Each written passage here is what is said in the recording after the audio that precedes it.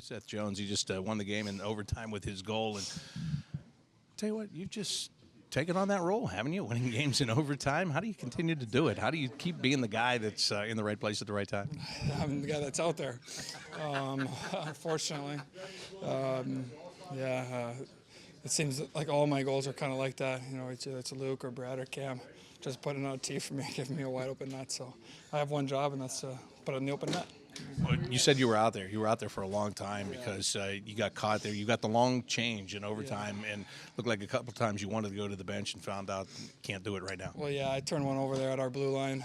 We had possession, so that's why I was caught out there.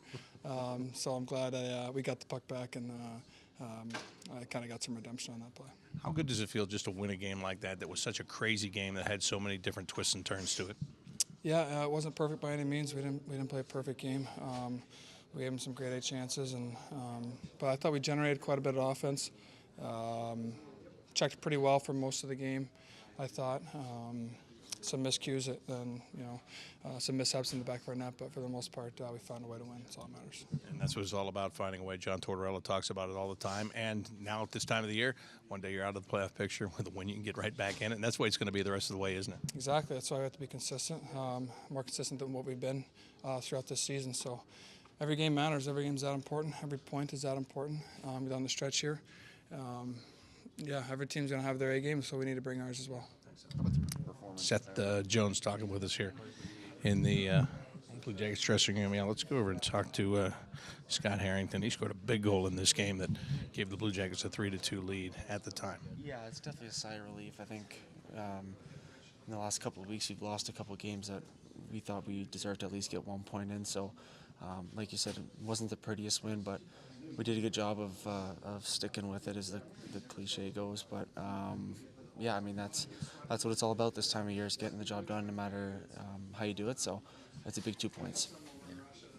Scott, you got a lot of responsibility tonight. You got to play with Seth out there on the same pairing, and for a guy that's been all over the lineup, first of all, being in that spot, knowing that you're getting that kind of look and that kind of confidence, how was that for you? Yeah, it was good. It's fun playing with some of the best players like Seth, and he's an easy guy to play with. Obviously, he's very sound positionally, so you know that he's always got your back, and he's always open if you need to move the puck to his side. So he's a good communicator, so he made my life easy. You're a guy that is never afraid to shoot the puck, and you shoot it there in the third period, and it goes into the net. How big was that goal just for you guys to finally get a lead in that game where you had multiple chances and couldn't get it done? Yeah, I think it was huge. I think fortunate. I think it was kind of a knuckle puck, but found its way in. So that was nice for sure. I think that was kind of a weird start to the game with all the goals being reviewed and having some called back and stuff like that. It was kind of tough to get into a normal flow of the game. So I think it was good for us to just have a win like this, so that we know moving forward that no matter how the third period goes or how the game's going, we can hunker down and get the job done. And a lot of guys in this room already knew it, but for the new guys to fight through one like this and get it done, that's a good thing, isn't it?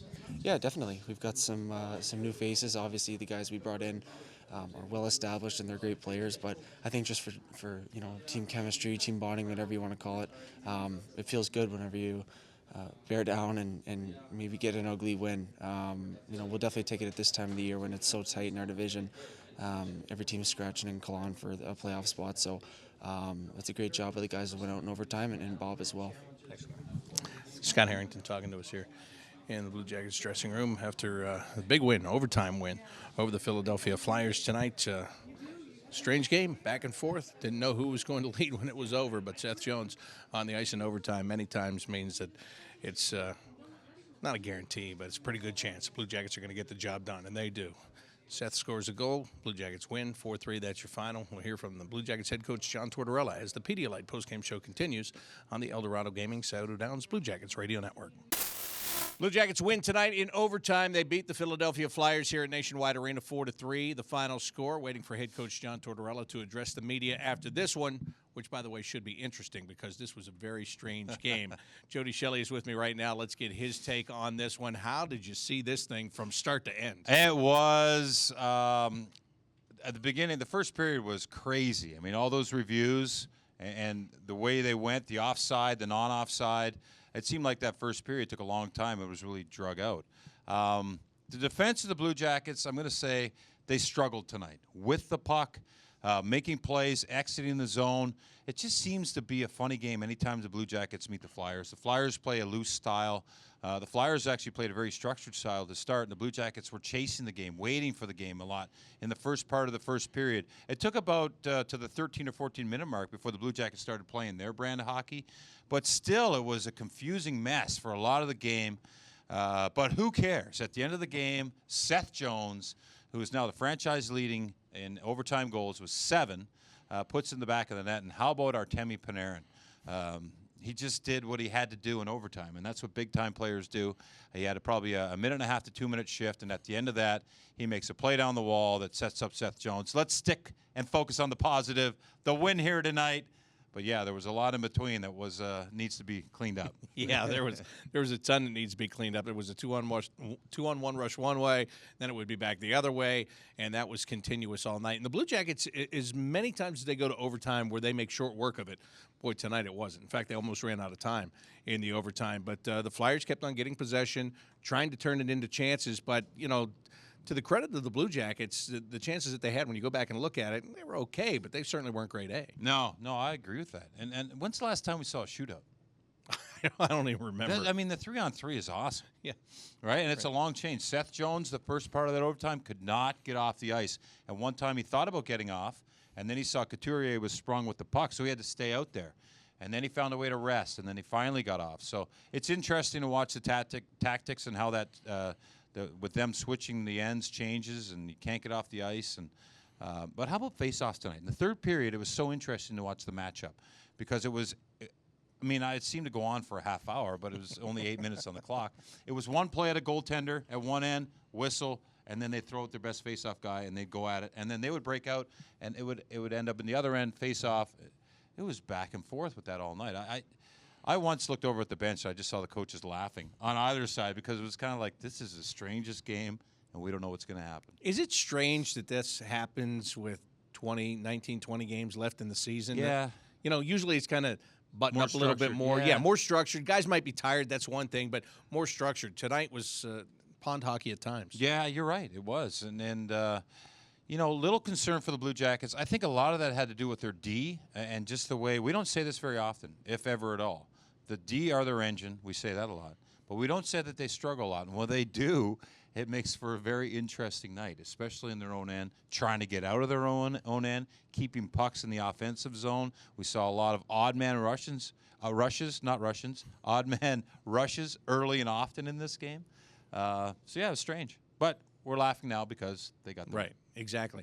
Clearing the zone. Yeah, You're right. You bring that up. There were a couple of times, there were some pucks. Werenski did it one time, I think, in the third period, a play that he has the puck. I am just thinking for sure that's out of the zone. He throws it up the wall, and there's a Flyers player standing right there, and it doesn't come out. In fact, that's if you go to the first period, that's what kind of did them in, the play in their own zone, not getting it beyond the blue line, and then kind of a scramble in front. Can't figure out the front of the net. That's something when they're playing well. We always talk about their forecheck, but when there's 4 or 5 Flyers tonight in front of their goaltender Bobrovsky, who makes the first and second save, and no one can find the puck, then no one can find a man to pick up or a stick. It just created just a jumble down there. So, yeah, I would say clean up in front of the net, maybe some neutral zone play. I thought the Flyers somehow got in the Blue Jackets zone a little too easily sometimes, and then were able to set up an attack. And that happened on a number of times where the Blue Jackets defense were backing off, and then the defensemen weren't closing down below the goal line. So I'm sure tomorrow there'll be a few things to clean up. John, we've mentioned before about Panarin overextending shifts, but his ability to stay on a shift. He's the best at it. He's what? He's the best at it, playing tired. You've ever seen? Yeah. That's the Do you have first any- thing I said to Shawzy and Larsley when we were walking off the bench. He is the best player I've seen when he's tired. No, not defensively, but offensively, yes. Right. And while I have the mic on there, the other night Harry kind of had a little bit of a tough game. Tonight, as the game goes on, you have him up with Jones. He plays really well, and then ends up getting a goal. The importance of having a short memory at this time of year in a playoff race. You have to. You have to. It's shift by shift right now. Yeah, you just kind of focus and you put it in a bubble. You put the game in a bubble, and no matter what happened before, you just get ready for your next shift. You really have to work at that. As far as coaches, they have to also, and how you handle your players. So, yeah, Harry gave us some good minutes there. We've had some struggles back there a little bit tonight. We got to try to figure that out, but it's a big win for us. John, are your guys suddenly overpassing on partial breakaways? Well, Cam's tired. On that one there, Cam is gassed. So he's trying to give it to someone. I like to see Brad shoot the puck on his, but when he decides to pass to Robbie, the puck kind of bounces on him, and Robbie's just trying to give it back to him. I think it's the right play by Robbie trying to get it back over to him. I think Brad needs to just wire the puck. He has a chance. He has some ice to play on. I think he needs to wire the puck there. It was the 3-0 on the breakaway the other night, or on the power play the other night. That could have changed that game. That's a tough one to swallow. Seemed like the forechecking effort was better tonight than obviously Tuesday. You talked about how that kind of helps the skill come out. Was this a good example of that tonight? Well, I think Philly they're playing a system now where they are really tough in the neutral zone. It's a 1-3-1 system, and it's really tough to get through them. I thought we did a really good job tonight of not trying to make too many plays through there. We just hit some sticks and tried to get the puck underneath the hash mark. I don't think playing underneath the hash mark is a bunch of skill. I think it's a lot of hard work. I thought we put some good minutes in there. I think that's the only way you can play that team right now, because they are really good in that neutral zone as far as breaking up plays. So, yeah, we developed some offense. We gave up some chances. We had some major breakdowns that we need to work at, but we find a way to win the game. John, that first period was odd with the challenges and reversals. How did that impact really both teams in trying to get to their games? No, it didn't. No? It was just one of those games where I'm not going to question anything as far as we went on the ice, but both teams in that first period developed a lot of scoring chances. I think it was 11-11 in that first 20 minutes of both teams generating offensive chances. What is it about Seth Jones' game that he's such a force to be reckoned with in overtime, John? Yeah, he can skate. I think he reads the ice really well. I think Brett is licking his chops when he sees that it's Giroux that he's attacking there. Giroux would be doing the same thing to him. And I think Jonesy just reads the ice, and he can get up and down the ice. He's a really important player that way because he takes up so much space. Big goal for us. What does it say about the mental part of your team? They score in the third period. You seem to have a great period. That goal seemed to come out of nowhere. You guys get it refocused and end up with the 2 points. That game could have gone either way after they scored because you had it controlled. Yeah, we're in total control when it's 3-2. We're in total control. When they score, I think we get on our heels. A lot of icings. The third goal is just a missed assignment on a faceoff. But we struggled on just move. It just looked like we were tentative after they tied it. So I was thrilled that we get to the overtime. Then I think the ice opens up and it's mayhem when you play that 3-on-3. And we've been very fortunate that we have found ways to win some games there.